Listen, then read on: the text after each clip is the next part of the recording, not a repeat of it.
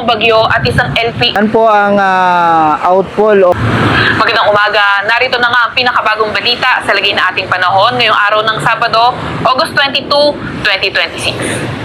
Narito ang ating latest satellite image kung saan meron tayong minomonitor na dalawang bagyo at isang LPA sa labas ng ating Philippine Area of Responsibility. Una nga ay itong tropical depression malapit sa ating power line. Ito ay huling namataan sa laing 1,195 kilometers east ng northeastern Mindanao. Nagtataglay ng lakas na hangin na 45 kilometers per hour malapit sa sentro at bugso na abot sa 55 kilometers per hour. Kumikilos sa direksyong kanluran sa bilis na 10 kilometers per hour. Ito ngang bagyong ito, momentarily kumikilos papuntang kanluran, so hindi tinatanggal yung possibility na ito ay papasok ng ating area of responsibility. Although afterwards, posible na kasi itong kumilos sa direksyong northeast.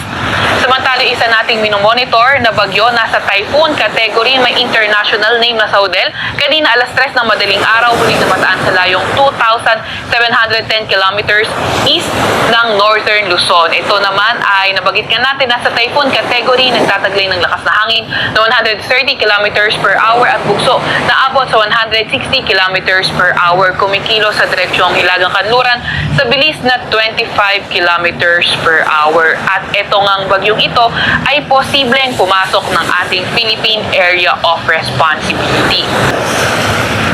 So yan guys, aming shoutout. Nandito tayo guys sa Dolomite, So narinig nyo ang weather update ng Pag-asa 5 hours ago. So ibig sabihin yung report na yon ay kanina pa mga alas 6 ng umaga o alas 7. Kasi ang oras natin ay alas 11 na, So nandito tayo sa Dolomite. Update natin ang sitwasyon ng Dolomite ngayong araw ng Sabado.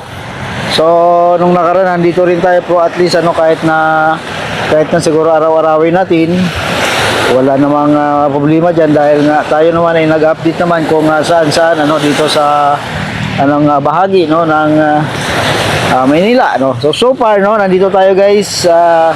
Hindi pa natapos itong paglilinis dito. Actually, halos araw-araw naman naglilinis.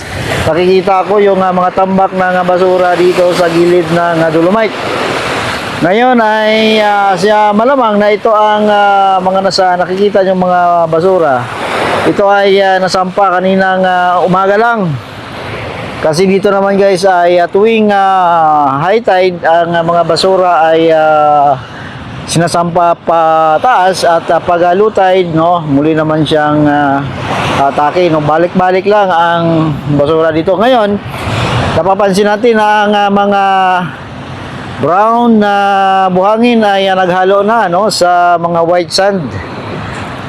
At ayon nga sa balita na malamang sa darating na araw ay posible na papasok. Hindi naman natin pinapanalangin na papasok Pero sana kung kumambyo lang mas maganda para hindi tayo maperwisyo muli ng ilang araw na pag-ulan. Halos ilang araw lang ang pagitan na ito ay ang araw ay sumikat. Ngayon ay muli na naman tayong bayuhin ng bagyo. So nakakasawa na ang sobrang ulan. So sana guys ang naturang low pressure at saka yung isang typhoon ang sana hindi pumasok sa ating Philippine Area of Responsibility. Para sa gayon ay makapahinga naman itong ating lugar. Sobra na tayo napinsala ng bagyo ngayon.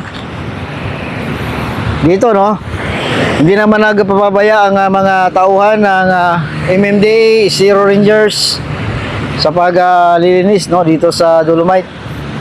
Sa ngayon ang dagat ay maalon. Sabi ko nga mas maganda yung ganyang sistema na maalon kaysa sa tahimik.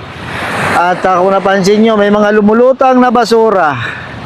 Dahil ang basura guys, dito lang yan, paikot-ikot sa ating karagatan. At kung saan padparin niya ng hangin, doon na naman niya napupunta. So nakikita din natin sa gitna, no? May kung nakikita niyo mga siguro ilang ano yan,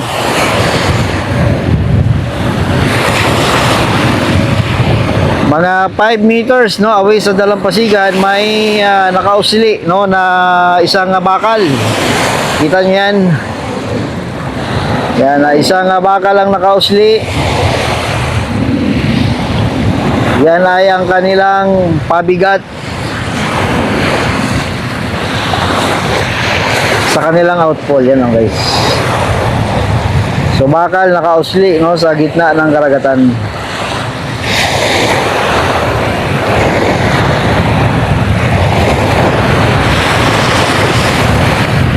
Lapitan natin, guys, lapitan natin.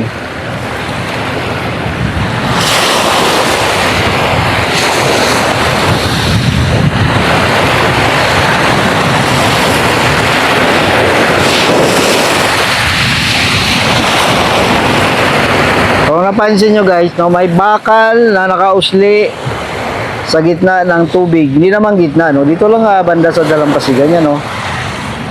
Yan po ang outfall or yung pabigat, no, sa tubo na dinagdag nila, no, motorized outfall dito sa Manila Bay o Dolomite. Yan umusli na bakal na yan.